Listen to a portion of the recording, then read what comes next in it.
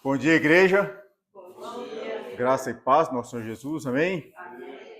Então vamos para mais um encontro da nossa escola dominical, dando continuidade ao nosso estudo de hermenêutica. E hoje nós vamos fazer, antes de entrar no último tópico, que é o capítulo 7, nós vamos fazer algo bem diferente hoje. Então nós estamos falando de interpretação, né? Hermenêutica, a arte da interpretação, a técnica, na verdade, da interpretação. E eu cheguei até a comentar em uma das aulas que nós temos etapas, né? Para fazer a leitura bíblica, observar, interpretar, depois aplicar, que era o OIA, né? Nós vamos relembrar aqui. Então hoje nós vamos dar uma parada na questão de conteúdo. Aliás, eu vou passar um pouco de conteúdo, sim, mas conteúdo bem prático, tá? Vou passar uma dinâmica da observação da leitura, que é uma etapa muito importante, e nós vamos praticar a observação. E depois, para a gente entrar lá no tópico 7, que trata das ferramentas para a interpretação. E a principal ferramenta para a interpretação vem um passo antes, que é a observação do texto. Tá bom? Antes disso, vamos fazer aquele brevíssimo resumo do domingo passado, né?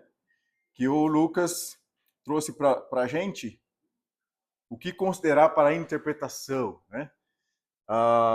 Falando dos textos originais, lembre que os textos originais são os únicos que são inspirados, eles que são inspirados. Então, o aramaico e o hebraico lá do Antigo Testamento e o grego do Novo Testamento. Tudo bem? E nós temos uma coletânea de manuscritos indiscutível. Né? Lembrando lá que as Ilíadas de Homero só tem 600 cópias e nenhum cidadão do mundo contesta que aquele livro é de Homero. E a gente pega o nosso Novo Testamento, tem 24 mil manuscritos para fazer aquela comparação, então, dos textos originais. E a partir desses textos é feita a tradução. O Lucas, com muita propriedade, trouxe a importância do texto original para extrair a mensagem plena e perfeita, né, para fazer as traduções. Isso é importantíssimo. Essa quantidade de manuscritos dos textos originais é importantíssimo. Talvez você tenha até saído um pouco assustado. Será que eu vou ter que aprender grego e hebraico e aramaico para fazer o meu estudo diário, para eu ter o convencimento do Espírito Santo através da palavra para a leitura da Bíblia? Não, não se assuste. Tá? Então, todo esse critério de estudo e busca dos originais, ele é algo bem aprofundado. Primeiro, para a tradução da Bíblia, é indispensável. E para um estudo mais aprofundado, para preparar o estudo, né, para preparar a pregação, a escola dominical, é importante. Somente passagens que tem ali textos rebuscados.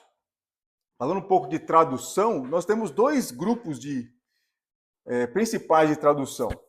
Tem o texto crítico, que ela vai buscar lá os manuscritos mais antigos do século III e século IV. Quais são as traduções nossas que vai no texto crítico? Almeida Corrigida Fiel, que vai lá no texto crítico, nos mais antigos. E aí depois nós temos o outro grande grupo, que é o texto majoritário, que vai buscar ali textos ali do século 8 a 10, que é a Almeida Revista Atualizada, a Almeida Revista e Corrigida, a NAA, Nova Almeida Atualizada. Esses textos também trazem da crítica textual. Não sei se vocês lembram, a crítica textual pega aquelas vários manuscritos e vai cruzando e tal, e sai um compilado. E aí essas traduções vão nesse majoritário, tudo bem? Depois nós tivemos a nova versão internacional, inclusive o professor Carlos Oswaldo, né, ele participou da tradução da NVI, e a gente perguntando para ele, e aí, como é que foi a tradução? Qual foi o grande objetivo, né? É para trazer uma linguagem mais atual, para facilitar o entendimento. Então, uma das ferramentas principais que a gente usa para o nosso estudo da Bíblia o nosso devocional. A primeira coisa que a gente pode fazer é comparar traduções. Aí eu pego o mesmo versículo e comparo traduções.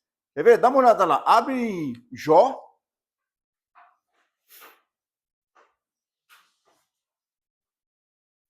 Capítulo 15, versículo 27. Mas eu quero que alguém da Revista Atualizada leia para a gente primeiro.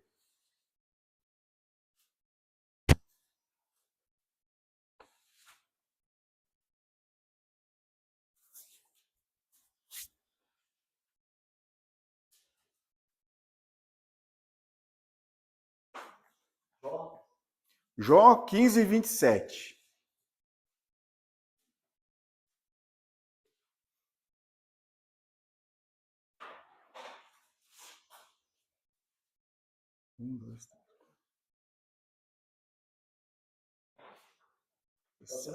Pode ler. Apesar de ter o rosto coberto de gordura. Peraí, revista atualizada essa aí? Revista, qual que é a sua versão?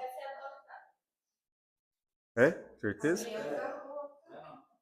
Não é não, não é não. Segura aí, segura a sua aí. Vai lá, pode ler, Lia. Foi quando cobriu o rosto com a sua gordura e criou enxúndia nas ilhargas. Como é que é? Criou enxúndia nas ilhargas. Alguém sabe dizer o que é isso? Né?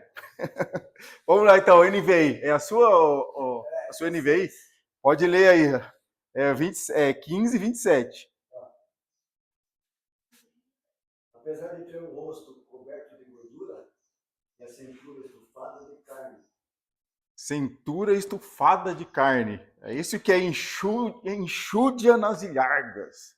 Então, esse é exatamente o exemplo que o saudoso professor Carlos Oswaldo usou, né, para dizer o grande objetivo da NVI é trazer uma linguagem mais atual, tá? Mas ela busca também nos textos originais, ela não promove, todas essas versões que eu falei, não promove interpretações, e tem versões mais, uma licença maior, que até alguns estudiosos encaram que há paráfrases, há interpretação, tá? São versões boas para ler no dia a dia, porém, quando eu vou buscar algo mais aprofundado, eu tenho que buscar essas versões mais tradicionais, tá? É mais fácil interpretar essa minha. Sim. Mas agora, se você for estudar um pouquinho mais, a gente recomenda, né? Surgiu uma dúvida ali, eu faço um paralelo nessas versões que comumente a gente usa, né? Revista corrigida, revista atualizada, NAA, Nova Almeida atualizada, NVI, dele, nova versão internacional, tá? Ajuda até a ler em inglês, ajuda, né? Para quem domina o inglês e outras letras, também ajuda. A gente sabe que as línguas têm expressões diferentes para trazer ali as palavras, né? Tudo bem até aí, então? Então, continuem com a leitura diária aí da Bíblia para a nossa edificação, né? Importante aí, primeiro para a salvação dos perdidos, para a edificação dos salvos. Vamos lá, então, para o nosso tema. Deixa eu fechar aqui.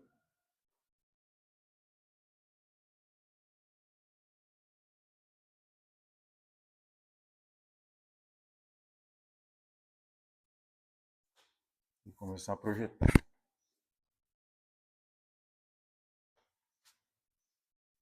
Não foi? Foi, não foi?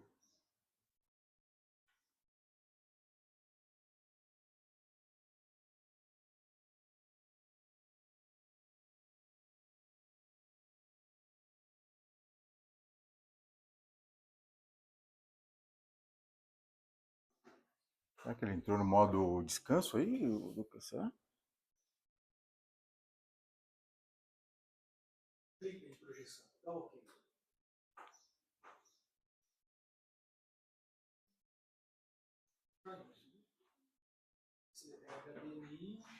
É o 1. Aí, pronto.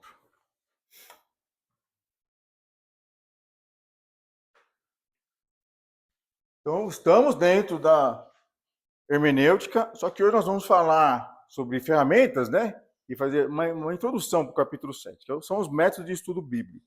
Tudo bem? Para isso eu vou distribuir apostilas. Nessa apostila vai ter lá no final exercícios. Então eu tenho aqui 1, 2, 3, 4, 5, 6, 7 apostilas. Estamos aqui acho que em 15 ou 14. Então dá para formar duplas. Alguém forma dupla com a dona Ana aqui? Eu e quem? Pode ser você e a Adriana. Vai o Pedrão com o Jô. Lucas. Eva.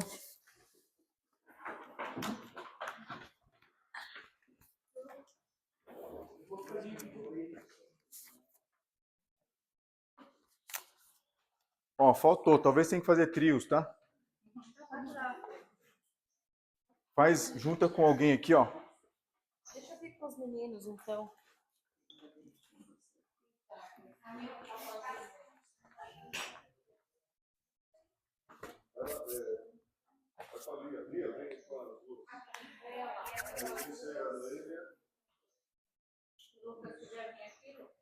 Eu vou ficar movimentando.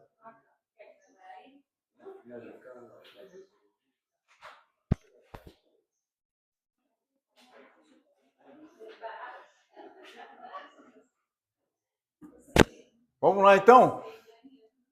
Então, no processo ali do estudo bíblico, né? Nós temos esse método de estudo bíblico. Nós estamos falando sobre hermenêutica, que é lógico, o objetivo final, ela trabalha todas essas questões e ela começa com a observação. O pessoal do fundão, consegue enxergar aí? O que é observação? É o que vejo. Exame cuidadoso e completo do texto. Hoje nós vamos ficar só na observação. Talvez nem vamos terminar esse exercício propostos, tá? E é o alicerce de tudo. E é a etapa que a gente pula.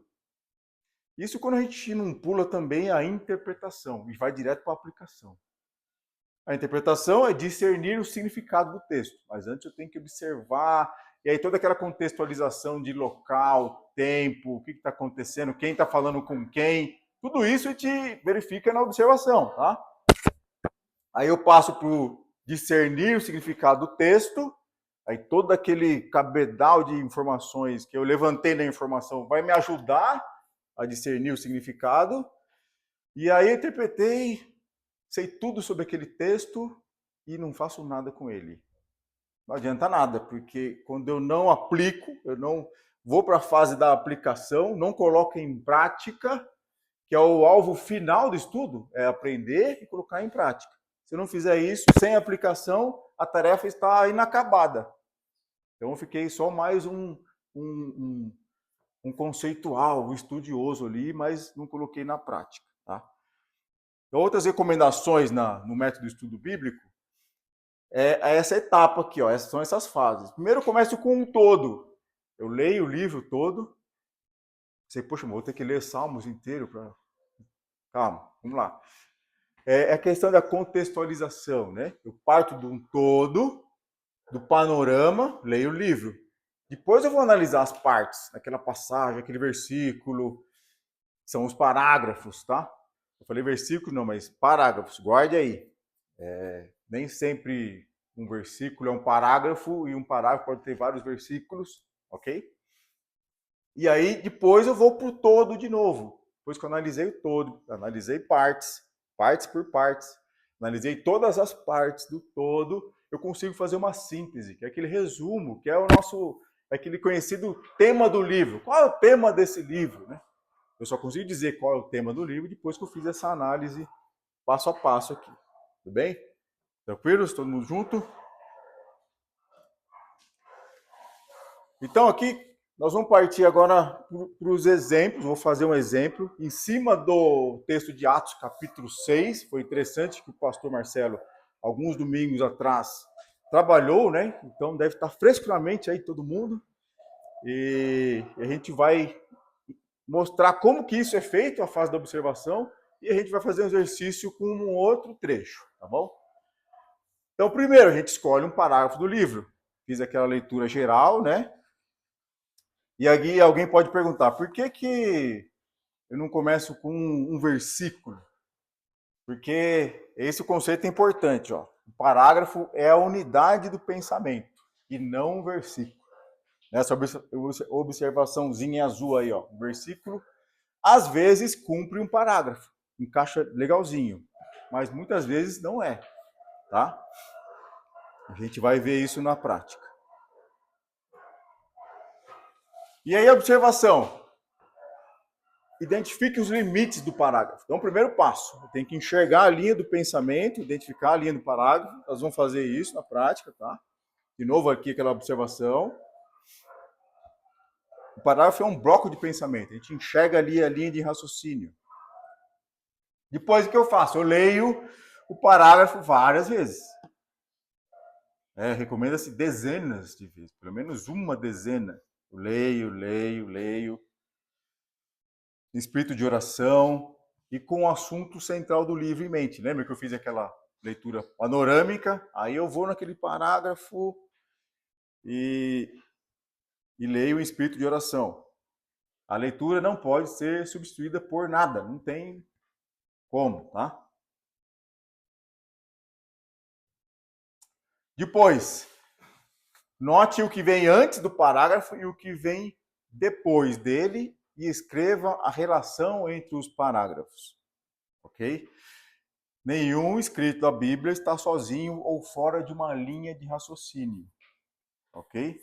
Até mesmo, né, aqueles provérbios curtos do livro de Provérbios, ele está encaixado ali no capítulo, num contexto, e a gente consegue trazer um entendimento maior quando eu conheço o que vem antes, o que vem depois, em termos de parágrafos, em termos de capítulos, a gente vai ver isso, comparações entre capítulos, né?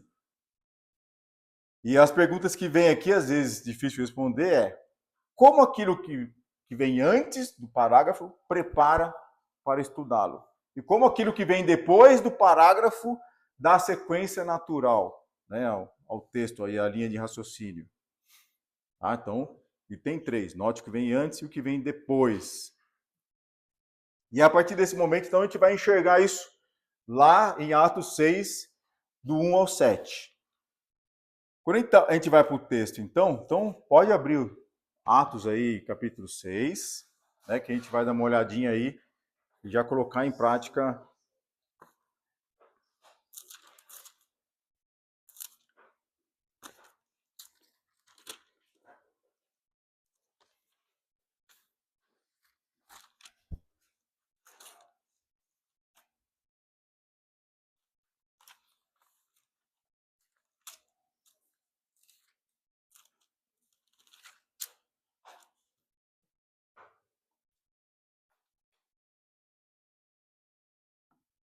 Narrando o anterior. Vamos lá. Eu vou ler só o versículo 1 aqui de Atos 6, que diz assim: ora, naqueles dias, multiplicando-se o número dos discípulos, houve murmuração dos helenistas contra os hebreus, porque as viúvas deles estavam sendo esquecidas na distribuição diária. Então ele começa aqui: ora, naqueles dias, multiplicando o número dos discípulos. Vamos relembrar aqui o que estava acontecendo no capítulo 5, no final ali, ó, 5, 17 a 42. Quem lembra? Isso é dinâmico aí, rapidão, vai. O que estava acontecendo no final do capítulo 5?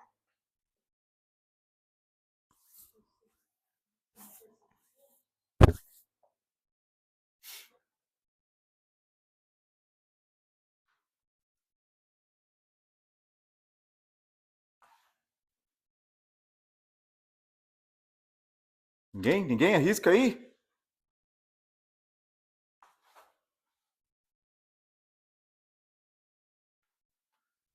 Ó, versículo 40.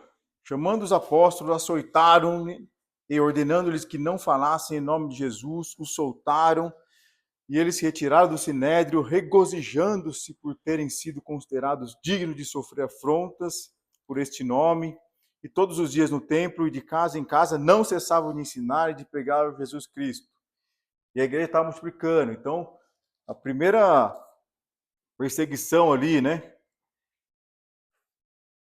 Então, os apóstolos ali sendo perseguidos. A gente vai A gente lê lá do 17 ao 42, né? Nós não vamos ler, senão vai ficar muito extenso, né? Mas começando 17, ó. Levantando-se, porém, o sumo sacerdote, todos que estavam com ele, isto é, a seita dos saduceus, tomaram-se de inveja, prenderam os apóstolos, recolheram a prisão pública.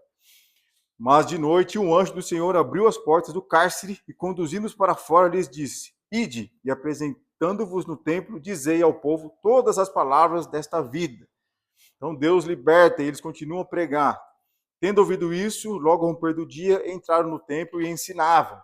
Então eles tinham sido presos, foram sobrenaturalmente libertos, continuaram a ensinar. E o Sinédrio foi lá atrás deles de novo. Então, começando ali perseguição pontual. E até o pastor Marcelo, lá, aqui a igreja estava ganhando de lavada, né? Então, todo esse contexto é o que vem antes ali, começando perseguição pontual, mas a igreja continuava a crescer. E era o ponto aqui do início do capítulo 6. Tudo bem? Resultado lá, 6:1. A igreja continuou a crescer. Tudo bem até aí? Nós narramos o anterior. Agora a gente vai relacionar com o interior, relacionando com o interior. Quem que pode enxergar aí, ó? A pregação do evangelho parou? Não, né? A pregação continuou, não parou diante dos problemas. E eram os problemas externos, tá? Lembra que antes tinha um problema interno lá, Ananias e Safira, purificação interna. Depois vieram os problemas externos. A igreja não parou com o problema de Ananias e Safira. Não parou com os problemas externos. E isso fazia a igreja crescer. Então eu relacionei com o anterior. Tudo bem? Assim o capítulo 6 inicia com o crescimento da igreja. Ok? Com o anterior? Narrando o posterior. O que acontece depois daquilo? Capítulo 7, a gente lembra que é a pregação de Estevão, né? Que foi um dos 7 escolhidos, que a gente viu ali no capítulo 6, escolhidos para ajudar na distribuição diária de alimentos, fazia sinais e prodígios, foi perseguido, acabou sendo morto, apedrejado. E aí isto causou a grande perseguição. A perseguição estava focal ali, os apóstolos, e aí começa a grande perseguição e todos são dispersos. Isso lá no capítulo 8, 1b, tá? Menos os apóstolos. E saíam pregando a palavra.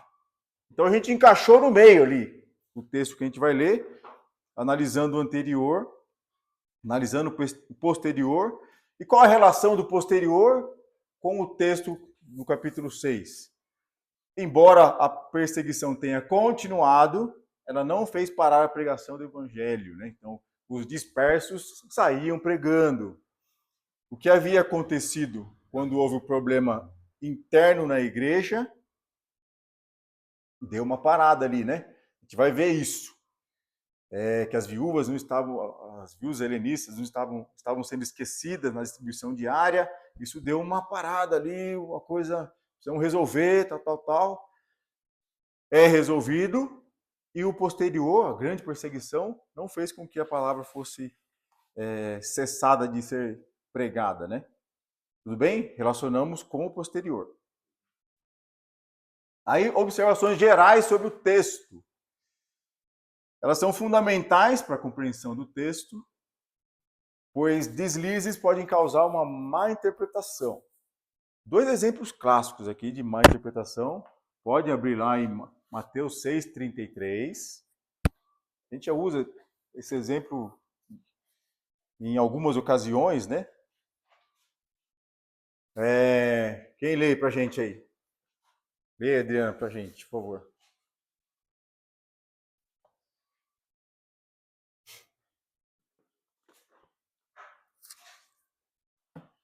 Deixa marcado em Atos lá, porque a gente vai voltar bastante lá, tá?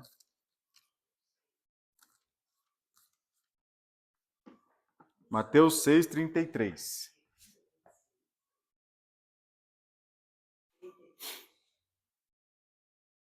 Pode ler, Adriana.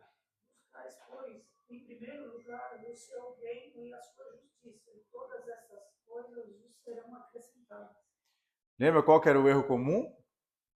Numa leitura superficial e não atenta?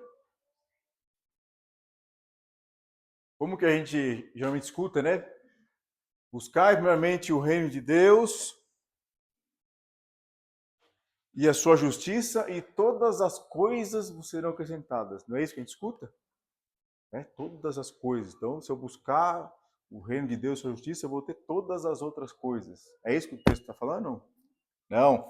Tem a palavra estas coisas, que são, versículo 31. Portanto, não vos inquieteis dizendo que comeremos, que beberemos ou com que nos vestiremos. É sobre essas três coisas que o versículo 33 está falando. Então, a observação acurada do texto é importante disso, porque a resposta está no próprio texto. Tudo bem? Também outro texto clássico aí da má observação. E o Gênesis 1:27? Vamos lá, vamos ver se vocês lembram o que. 1:26, desculpa. Gênesis 1:26. Vamos ver se vocês lembram o que tem ali, o que acontece quando eu não observo direito. Abre lá, Jô. Disse Deus, façamos o homem à nossa imagem, conforme a nossa semelhança. Domine sobre os peixes do mar, sobre as aves dos céus, e sobre o gado, e sobre toda a terra, e sobre todo o réptil, que se move sobre a terra. Tá, disse Deus, façamos o homem a nossa imagem, é isso, pastor? Vírgula, conforme nossa semelhança, é isso? Qual que é o... Nossa imagem, vírgula, conforme nossa semelhança. Há grandes estudos, né, aprofundados para diferenciar a imagem de semelhança, ok? Só que a construção do texto aqui está dizendo o seguinte, esses termos são intercambiáveis. Quando eu coloco aqui, ó, façamos o homem à nossa imagem, vírgula, conforme a nossa semelhança, isso está dizendo assim, ó, façamos o homem à nossa imagem, ou seja, a nossa semelhança. Os termos são intercambiáveis. Não é para ser diferenciado. Tudo bem? São complementares aqui. Outro ponto, então, que a falta de uma observação acurada faz despender um esforço hercúleo, né, para fazer estudos muito elaborados, mas a simples observação já evita isso. Tudo bem? Observe e anote sobre as pessoas e suas características. Vamos lá, Atos 6, vai lá. Bota lá para Atos 6. Nós vamos fazer juntos. Está aqui, né? Está lá na tela. Vamos fazer uma leitura corrida aqui. E aí depois a gente já vai identificando, tá? Lê para a gente, Jô, por favor. Atos 6, do 1 ao 7.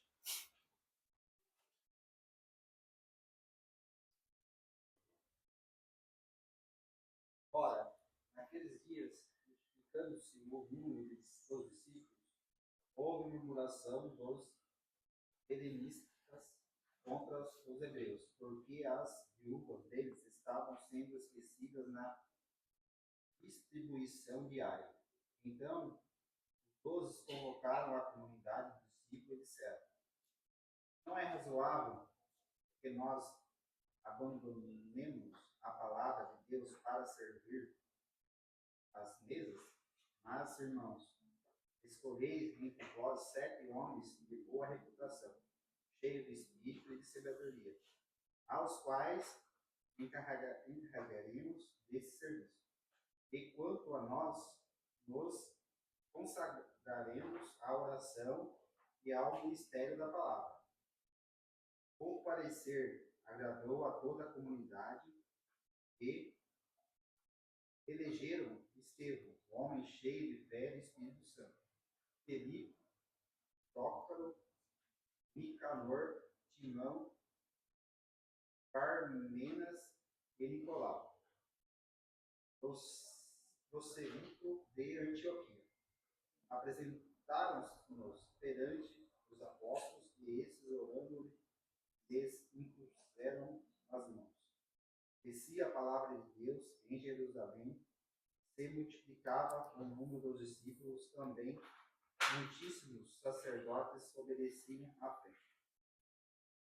Muito bom. Percebe que o versículo de 1 a 7 tem um bloco de pensamento aqui? Uma sequência de acontecimentos com começo, meio e fim, tá? Nessa fase aqui, nós já teríamos lido umas 10 vezes essa passagem, ok? Pelo menos. Vamos identificar aqui, então, primeiro, pessoas e suas características. Então, no versículo 1, a gente tem lá helenistas, hebreus, viúvas. Então, estamos identificando. Depois a gente precisa... O que são helenistas, né? Viúvas helenistas. Quem são os hebreus? Isso no versículo 1. Versículo 2, falar dos 12. Quem são esses 12, né? Depois, logo à frente, vai, lógico, a gente já tem o contexto, a gente sabe que são os 12 apóstolos, mas no próprio trecho, a gente enxerga também, está falando dos 12 apóstolos. Encarregados pela oração e pela palavra, no versículo 4. No versículo 6, apóstolos. Versículo 2, Deus, de quem procede a palavra, está lá, ó. Não é razoável que nós abandonemos a palavra de Deus para servir as mesas. Então, identificamos pessoas e algumas características, né? 4.2. Observe e anote sobre lugares e suas características. Quais os lugares que são mencionados aqui? Jerusalém, eles estão em Jerusalém, né? E aí fala aqui de Nicolau, prosélito de Antioquia. Opa, então... Em outro lugar lá, um rapaz que vem de Antioquia. E aí, nessa observação, que a gente parte para a observação e o estudo dos locais, do contexto cultural. Aí a gente vai buscar dicionários bíblicos para saber o que é helenistas, né? Palavras que a gente se depara e não entende o que aquilo significa, e a gente vai lançando mão das ferramentas, tá? Que é o que trata aí o capítulo 7. Tudo bem até aí? 4.3. Observe e anote sobre os conceitos e suas características. Atos é um livro... Qual é a categoria do livro de Atos mesmo?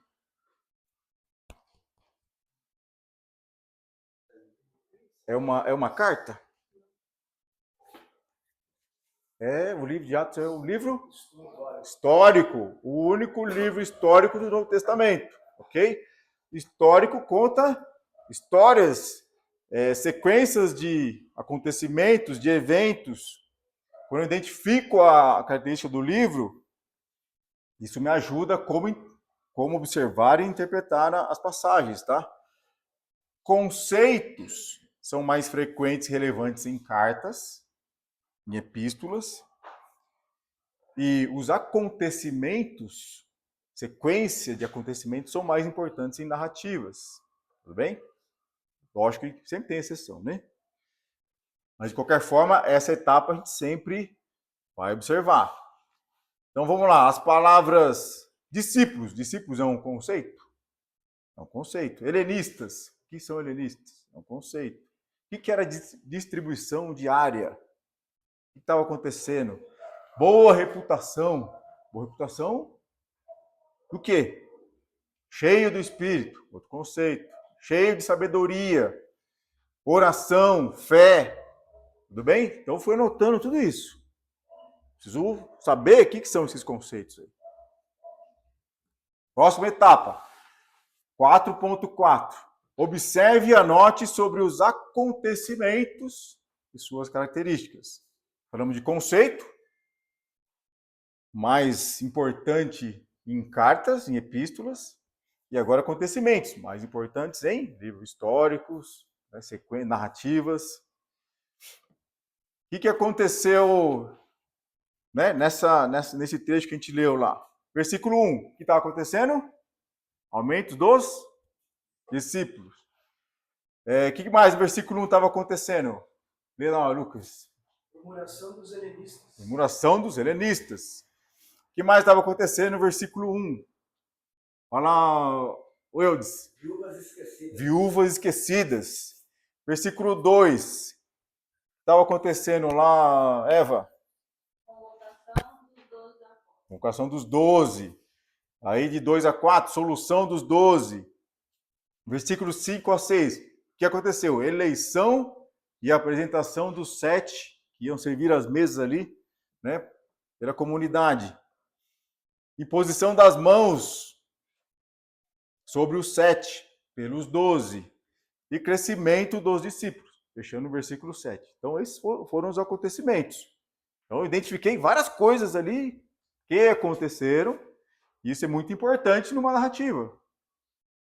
Lembra a linha de raciocínio do Oriente, né? É uma espiral, vai contando a história, a narrativa, vai contando, e aí chega no final, quando eu enxergo todo, tem aquela lição moral, né? Da historinha, né? Sabe quem conta a historinha? Lição moral da historinha. Essa é a linha de raciocínio, tá? Ok aí? Tudo bem? 4.5. Observe e anote sobre a data do acontecimento, tempo de duração, suas características, tá? Esse aspecto também é muito visto em narrativas. Quando a gente vê no versículo 1, ele fala, naqueles dias, que dias? Eu posso contextualizar historicamente, né, na história da humanidade, e num estudo mais aprofundado, descobre-se que é lá 34, 35 depois de Cristo. Dentro do texto eu sei que é no início da igreja, né? Então vem na narrativa de Atos, aconteceu Pentecostes, tal, pregação de Pedro, Espírito Santo, é o início da igreja primitiva, tudo bem? Atos 5:42, né? Traz ali a cronologia e a característica da igreja primitiva. Então essa é a observação de tempo, duração, momento ali que está acontecendo. Ok? Estão comigo? 5. Verifique qual é ou quais são as expressões ou palavras-chave no parágrafo. Tudo bem? Duas formas para a gente descobrir, né, essa palavra-chave, essa expressão.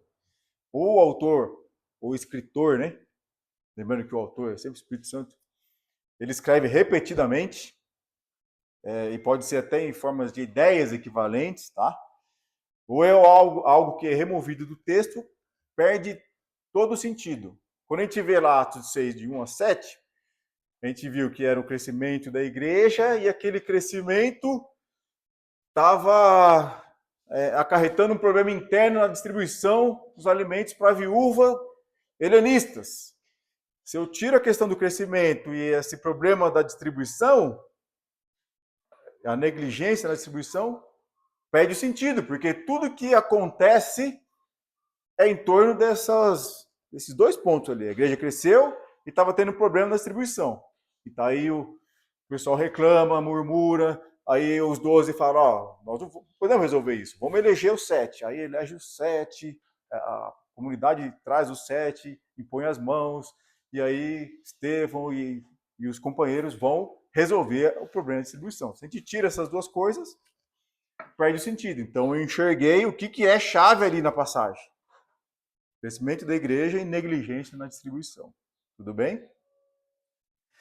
Uma observação importante aqui em azulzinho, depois eu vou fazer com letras maiores ainda. Não leve tanto em consideração esses títulos que a gente vê aqui na Bíblia, né? Por a gente ver aqui, pelo menos na revista atualizada aqui, antes do capítulo 6 está escrito a seleção de colaboradores. Faz sentido. Ok. Aí depois lá, entre o versículo 7 e 8, Estevão, primeiro Marte, e agitação do povo. Ok, faz sentido, mas lembre-se, essas divisões, elas não existem no original. Bem, ela é trazida em forma didática para ajudar a gente a enxergar aquele contexto, mas elas podem não estar tão fiéis assim. Eu não me prendo tanto a isso, tudo bem? Às vezes eu tenho umas divisões ali que tá ainda a linha de raciocínio continua.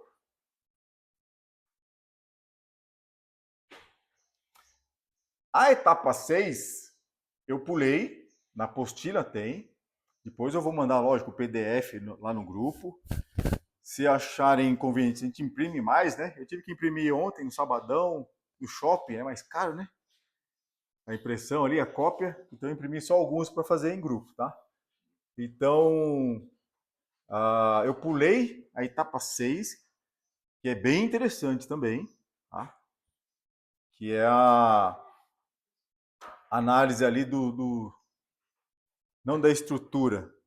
Lê o tópico do 6 aí, ô João, por favor. Eu tô sem a minha cola aqui. Tá aí na apostila aí. O 6, nós tratamos de... Tá aí ou não? O que tá aí no 6 aí? Estrutura gramatical, tá? Então aí lá vem lá verbo, adjetivo, substantivo, né? Então aquela parte do português que a gente tem asco só de escutar, né? Aquilo lá que tirava a nossa nota, né? Muito detalhado, o português é rico nesse sentido. Vamos pular essa parte, tá bom? Para alegria de todos aí. Mas na apostila tá bem legal, tá bem exemplificado aí, tudo bem? E aí a gente vai direto para a etapa 7, que é a estrutura literária, tá? Entender a estrutura literária. E são as leis de composição. Entra no estilo do livro, né? É uma narrativa, é uma poesia, é uma carta, é uma profecia. E dentro do livro eu posso ter essas estruturas literárias, né? Uma parábola, uma profecia, tudo bem? Então, a gente vai ver isso. Não se desesperem. E aí vamos relembrar algumas estruturas literárias, né? Primeiro, a comparação. A comparação era ficar comparando coisas semelhantes ali, tá? Pessoas, ideias, termos assim, né? Como, assim como, de igual maneira. Vamos lá, Salmos capítulo 1, deixa marcado em Atos aí. Salmos capítulo 1, versículos do 1 a 3. Eva já leu? Eva. Lê aí para nós. Como é feliz aquele que não segue o conselho dos ímpios, não imita a conduta dos pecadores, nem se assenta à roda dos zombadores. Ao contrário, sua satisfação está na lei do Senhor. Nela medita dia e noite. É como árvore plantada à beira das águas correntes. Dá fruto no tempo certo. Suas folhas não murcham. Tudo que ele faz prospera. Perceberam a comparação aí? Está falando de quem? Daquele que não anda no conselho dos ímpios, tudo bem? Aquele que tem prazer na lei do Senhor, ele é como a árvore plantada junto à corrente. Essa é a comparação. Ok? Outra comparação, aí no versículo 4. Lê aí, sim, por favor. Não é o caso dos ímpios, são como palha que o vento leva. Então, os ímpios não são como o bem-aventurado, o homem que não anda no conselho dos ímpios. Como os ímpios são, eles são como a palha. Viu a comparação? Os ímpios são como a palha que o vento leva. Essa é a comparação. Tudo bem? Contraste. Diferente de comparação. Temos um contraste aí nesse próprio texto que a gente está vendo aqui, ó. No versículo 3, ele fala do homem que não anda no conselho dos ímpios. Ele é como a árvore que dá o seu fruto, junto à corrente de águas, tal. E o contraste, o ímpio não é assim. Entenderam o contraste? O ímpio é como a palha que o vento leva. Ele está contrastando essas duas pessoas aí. Ok? Outro exemplo de contraste, Provérbios 10:1. Vou para frente aí. Vai lá, Arthur, lê para a gente.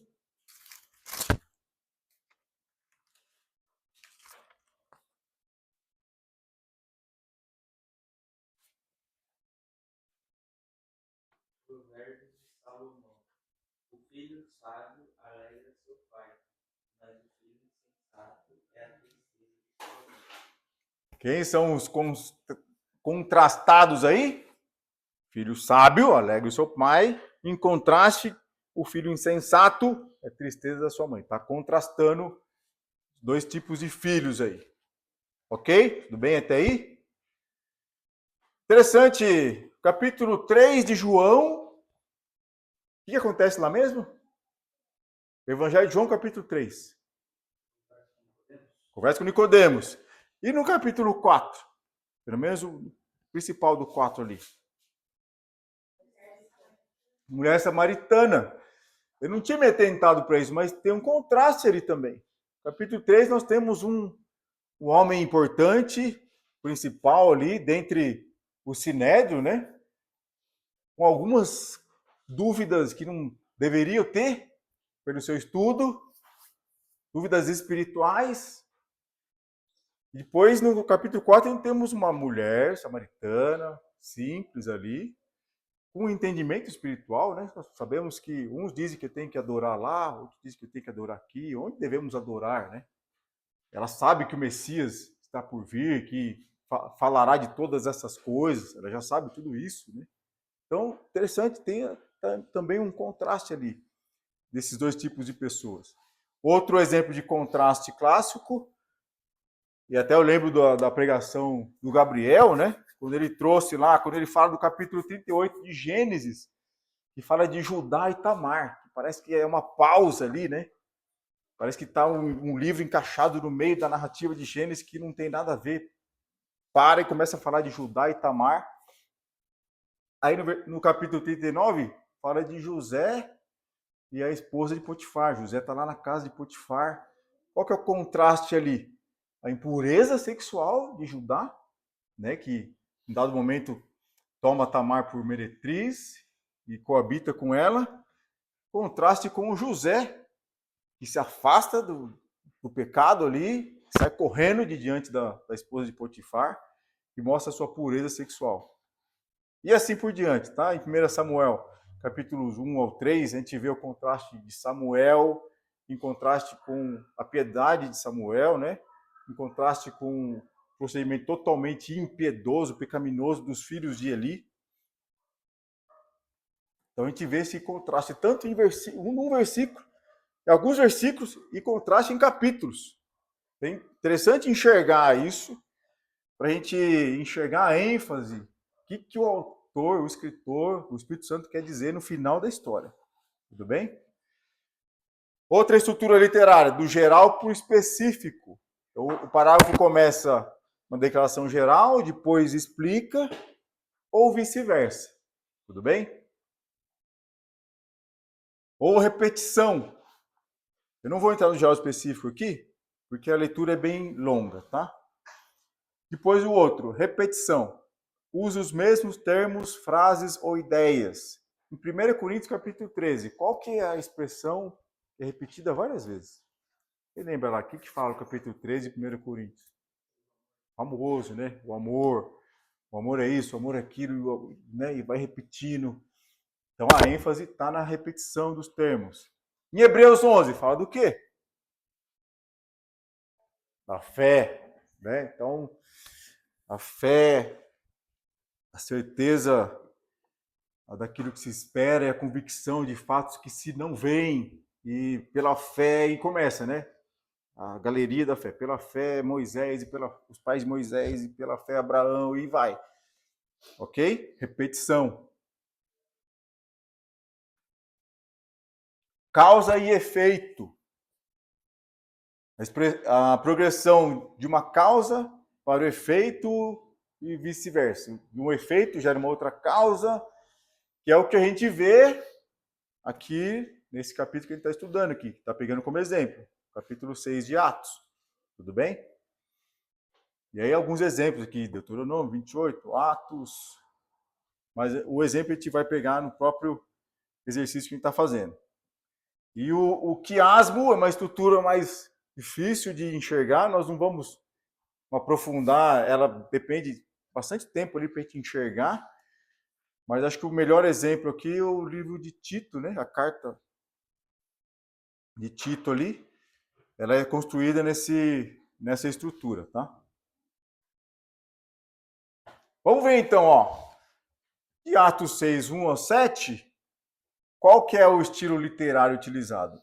É causa, efeito, causa. Tá? Consegue ler aí, Pedrão? A partir do ou seja ali, ó, a multiplicação. A multiplicação dos discípulos causou o esquecimento diário. O esquecimento da distribuição diária causou a murmuração. A murmuração causou a proposta de uma solução. A proposta de uma solução causou a resolução do problema. E a resolução do problema causou o retorno do crescimento. Legal? Ficou claro? Eu identifiquei ali essa estrutura literária. Causa e efeito, causa e efeito. Muito importante em narrativas, nas histórias. Não vai dar para avançar muito, já são 10 e 11. Eu vou encerrar aqui, porque aí para o próximo encontro, a gente faz exercício. Aí fica bem legal, né, pastor? A gente relembra isso aqui. Porque eu vou fechar, então, são 9 pontos, né? 9 observações que a gente vai, que eu vou narrar aqui. E aí no próximo encontro a gente vai fazer exercício para fixar. E assim já fica garantido o professor da próxima escola dominical. Fica comigo mesmo, tá? 8. Observe o próprio parágrafo para verificar quais são suas divisões e subdivisões internas.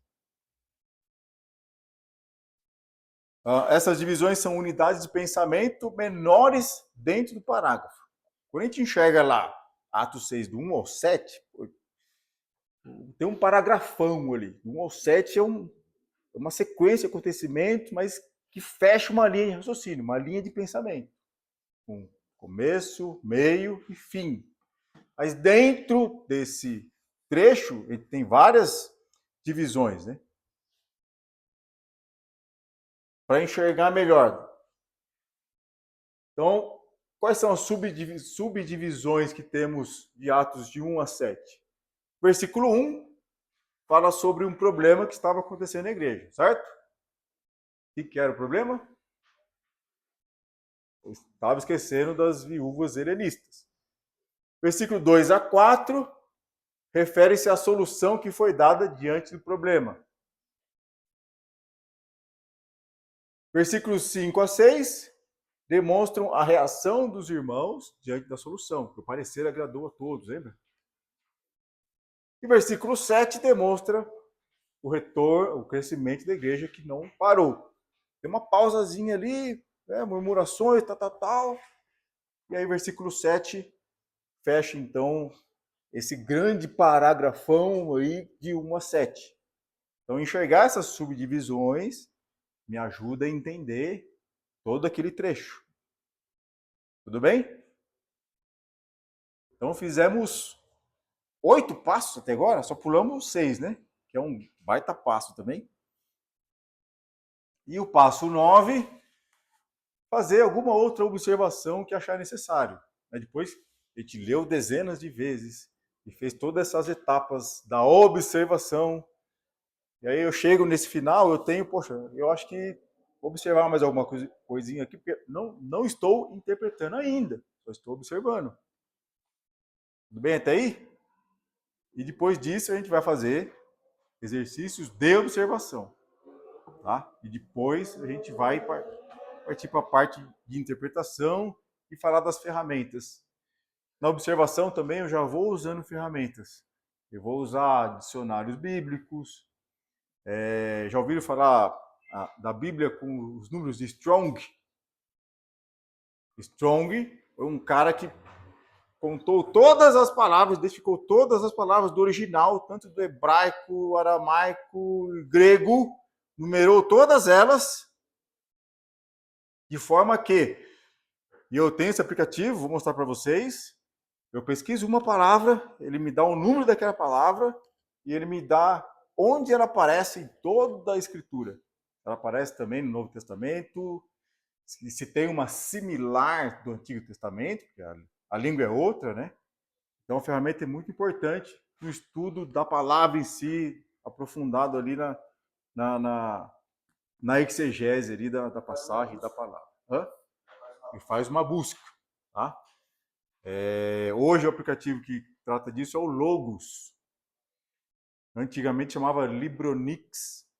Eu comprei o DVD, na época tinha o DVD, e aí descontinuou o DVD, né? Aí eu mandei uma carta lá pro pessoal da Logos, eles pediram a chave, né, o key lá, aquele código que destrava o DVD. Aí mandei para eles e eles me deram acesso na versão online, né? Deram acesso full pro, vamos dizer assim, na versão pro, porque eu tinha comprado DVD. Interessante, né? Eles enxergaram que eu era um comprador legítimo. É uma ferramenta bem interessante que eu vou mostrar para vocês. E aí? Tudo bem até aí? Viu que a gente só observou o texto? Só de observar aqui, vocês entendem que ficou melhor o Atos de 1 a 7? Olha que a gente não fez aquela leitura, né, repetitiva. Isso só na observação, tá? Depois tem todas as fases da interpretação. E no próximo encontro a gente vai fazer isso. Aí eu vou imprimir mais a apostila, porque tem que pôr a mão na massa, não tem jeito. Ok? Então tragam lápis, vai trazer caderno, mas na apostilinha aí tem o espaço para escrever, né, na questão, para a gente pegar as manhas da coisa. Amém? Amém. Vamos encerrar então com uma oração. Eu vou pedir o pastor Marcelo, ora para a gente, por favor.